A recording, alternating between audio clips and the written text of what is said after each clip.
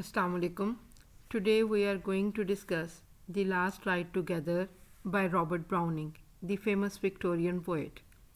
He is well known for his dramatic monologues. This poem was published in 1855 in a collection of 51 poems called Men and Women. The Last Ride Together seems to be a love poem, but besides love, the poet has touched upon some other themes like life, success, and failure as well. It's a poem that brings a message of optimism for its readers. It is rich in imagery with an excessive use of similes and metaphors. Stanza 1.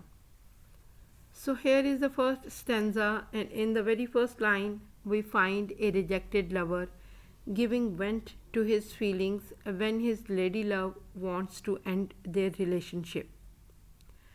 I said, then, dearest, since 'tis so, the lover speaks up and bemoans his state. Since now at length my fate I know, at last he has come to know that she cannot return his love. His feelings of love have not been reciprocated. Since nothing all my love avails, since all my life seems meant for fails, since this was written and needs must be.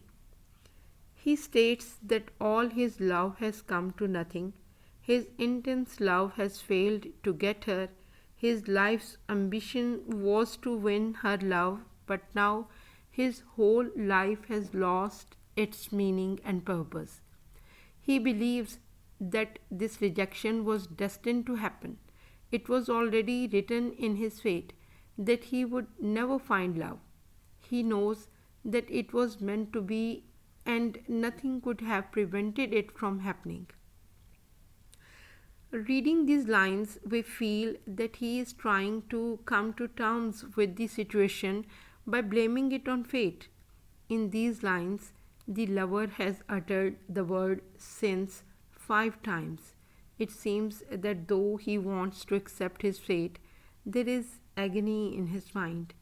He is consciously trying to be optimistic. My whole heart rises up to bless your name in pride and thankfulness. He does not have any hard feelings for that lady. He blesses her with all his heart. He feels both proud and thankful towards her for being in his life. He is thankful for the experience of loving her and enjoying her company. Take back the hope you gave. I claim only a memory of the same. Now he asks his beloved to take back the hope she once gave to him and end the things once and forever. He only wants to remember that he loved her and cherish those good memories and forget everything else. And this beside, if you will not blame your leave for one more last ride with me. In these last lines of the first stanza, the rejected lover is ready to leave, but before leaving, he has one last wish. He seeks her permission to go on one last ride with her. The word more shows that he has taken her on such rides in the past as well. Stanza 2. My mistress bent the brow of hers. In continuity with the first stanza, where he has asked her consent for one last ride together, we find the rejected lover waiting for her answer. The poet has beautifully captured the anguish of the lover and the expression of his lady love. She is shown to wear an expression of consideration. Those deep dark eyes where pride demurs, when pity would be softening through. In the beautiful dark eyes of his beloved, the rejected lover finds two things mingling. Pride protests against granting the request, and then her pity for the man seems to soften her look and make her eyes gentle. It's a vivid picture of dark eyes in which A mental conflict between pride and pity has been reflected. Fixed me a breathing while or two, with life or death in the balance. Right. The lady's hesitation as she debates inwardly whether to grant his request transfixes him. That moment of wait seems an endless time to him. His whole life seems to be held in balance. If he agrees, it would mean a new life to him, and if his request gets rejected, metaphorically, it means his death. The lady at last grants him his request, and he seems to live once again. The blood replenished me again. The blood which seemed to have drained out of his system with the fear of possible refusal now recirculates. Life is restored with relief by her favorable reply. My last thought was at least not vain. I and my mistress, side by side, shall be together, breathe and write. At least his last hope has not been vain. Now he and his beloved will ride and breathe together. To him this means a lot. It will be a gem in his collection of sweet memories. No, so one day more am I defied. Who knows but the world may end tonight. He is going to enjoy the bliss of her company for one more day. He considers himself blessed to spend another day with his beloved. Now he shows his optimism and wishes that the world ends that very night. If this happens, he will enjoy this bliss or state of happiness forever. Stanza 3. Hush, if you saw a western cloud, all billowy bosomed, overbowed by many benedictions, suns and moons and evening stars at once, and so you, looking and loving best. In these lines, the speaker goes on describing how he feels when his beloved comes close to him.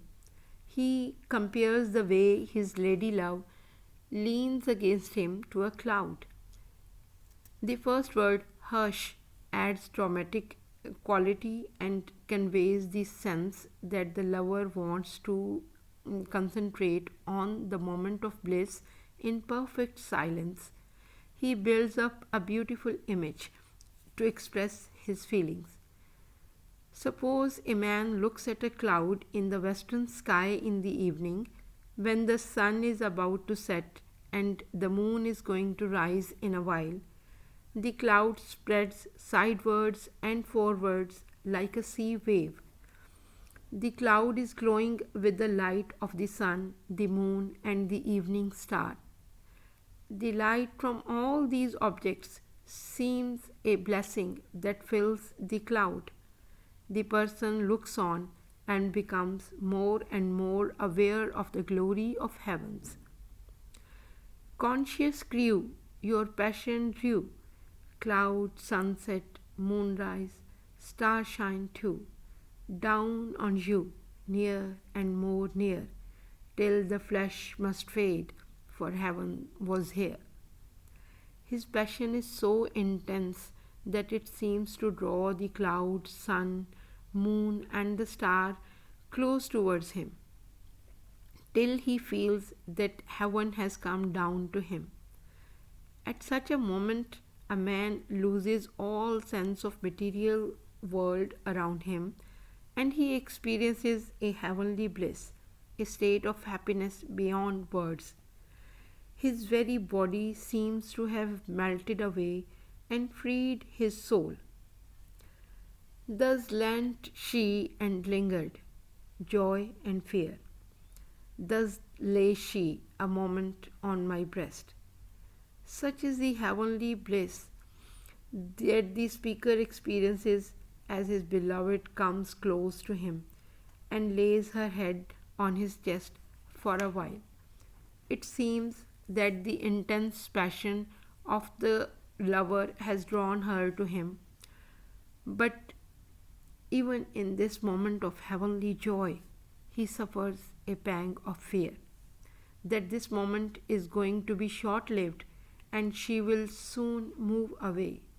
This moment of ecstatic joy occurs just before they go on the ride. Stanza 4.